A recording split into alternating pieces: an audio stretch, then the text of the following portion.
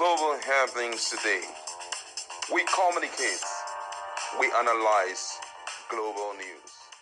Stay tuned. Hello guys, welcome back to our channel. From all indication, the political crisis in Rivers State is far from ending, considering the fact that there is a fresh plot on ground by the chairman. And you'll be shocked the people who are divulging this information, and it means that Wike is not ready to lose his structure, at least at the local government level. We're going to be looking at full details of this in a jiffy. Now, according to the news, the Rivers State Councillor Forum has alleged that the outgoing local government chairman are planning to aggravate the political crisis that has been rocking the state.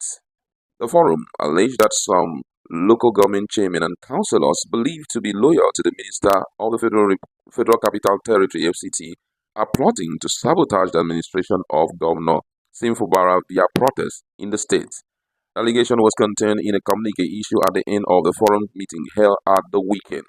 The communique was jointly signed by Regina Promise, leader, Omuma Legislative Council, Larry ID, leader, Bonny Legislative Council, Christian Ewa, leader, Ahwada West Legislative Council, Samuel Manila, leader, Opobo Nkoro Legislative Council, and Bernard Uwe Thank Ahwada East Legislative Council. Now, according to them, it's unfair that the local government chairmen are currently mobilizing protests over alleged unpaid salaries when the governor has been prompt in paying salaries and other remuneration. They urge the people of the state and the general public to disregard any group of persons under any guise who plan to cause any form of security breach in any part of Rivers. According to them, they say we, the Legislative Council leaders, on behalf of the Councillor Forum, call on His Excellency, the good people of Rivers State and the general public to disregard any group of persons in any guise who plan to cause any form of security breach in the state. We therefore call on His Excellency to call the Commissioner of Police and the State Director of DSS to beef up security within and around the state.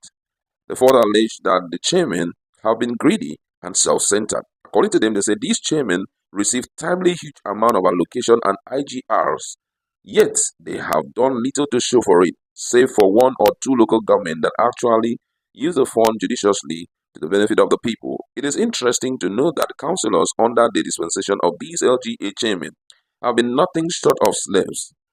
It has been reported that the development may not be unconnected with the lingering political crisis rocking the state following the supremacy battle between Governor Fubara and his predecessor, Wike. The LG chairman, expected to bow out of office in June, recently called for the governor's impeachment. This is getting very interesting, I must say. I didn't expect anything less from them, because already when the governor decided to pay money directly to the staff of local government, some of them left from very threatening messages that since he has decided to do this, they're going to teach him a lesson or two and all of that. My colleague is in the house and we're going to be talking about this issue.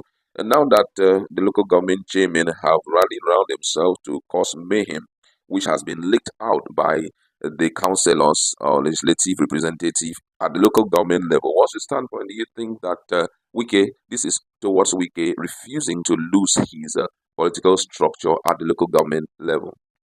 Let's tell ourselves the truth. The likes of Chidilois, one of CK and the rest, they're actually old politicians. They are not newbies in the political space. So they understand the dynamics. And they're actually loyal guys to Yeso Wike, who also understand the key they use to sustain their political relevance. Let's tell ourselves the truth. These guys have really never played it very fair. They have a way of doing these things. And they know that one of the key things most governors don't like is disruption of their governance. Trying to bring some sort of violence of any kind. They usually don't like it. They always want to ensure peace. But Wike was quite a different breed. He wouldn't ask you to stay calm. He knows how to get you, but he also makes sure that you're not in the media space. But if you watch Fubara, he's a very gentle man.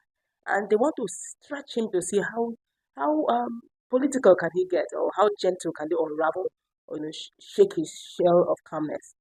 But the truth also be told, if they've always wanted a elongation of their tenure, and by default, the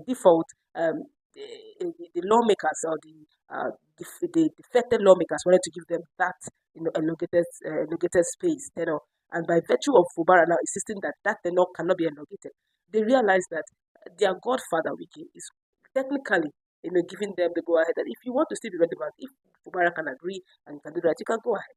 And with this, they feel that they have the necessary backings whatsoever to make things go wrong. And they're saying, let the show begin. But the truth is, this is the test of Fubara's strength, to know if the chairman can actually shake him to his roots. But they shouldn't forget that Fubara is the chief executive officer of River State.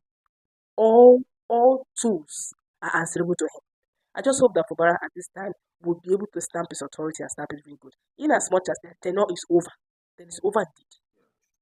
All right, but these same guys we are talking about here, they are loyal to Wike, and Wike is in FCT, and Wike is loyal to Bola Ahmed Tinubu. Don't you think that there may be influence, some federal might coming into play to allow them a better space for them to do what they have to do, just to let him know that he's not fully in charge of River State? That's talking about the governor. Well, what I do know is that when it comes to the issue of security, it's always answerable to IGP, and IGP is answerable to the president. Okay, so to a great extent, there's still that influence from the federal, from the center. But Fubara has what it takes. Let's tell ourselves the truth. All Fubara needs to do, the people are watching. For every move they make, Fubara should make it public. Let the people know what these guys are doing per time. And also, they should also check the constitution.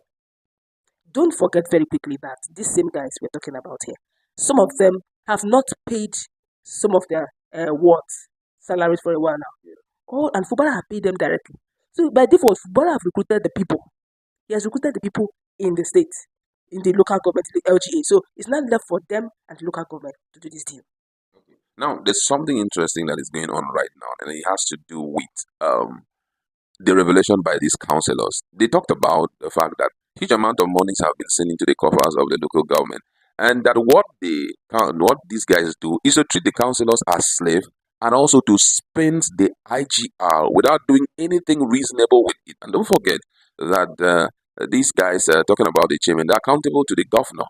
Don't you think that the governor at this point may like to employ the services of investigators and drag in EFCC to correct this anomaly? That's what I'm saying, that Fubara, the governor, have all the tools in his hands. And this is an accountant for crying out loud. He can go very legal. That's why I say make it known per time. You should make it known per time. Say, look at, bring in EFCC. And the matter, they will just be battling here and there. And Fubara is having, see, this whole thing, just be legal. See, people don't understand what power is power. When power is given, it is power. It's not wisdom. Wisdom have its own. Power is power. Go is go. Now, if for any reason, they say he that comes to equity must come with clean hands. If they are coming in this manner and their hands are not clean, what do you want to go and fight? You want to fight for constitutional rights when even the constitution says you have not obeyed it? The councillors are there dragging them from on site and they want to drag Fubara. Come on. Already from what Fubara have even done by paying these local government workers, he has recruited them by default as his allies to watch and checkmate them in their own constituency. All right, that's what we like.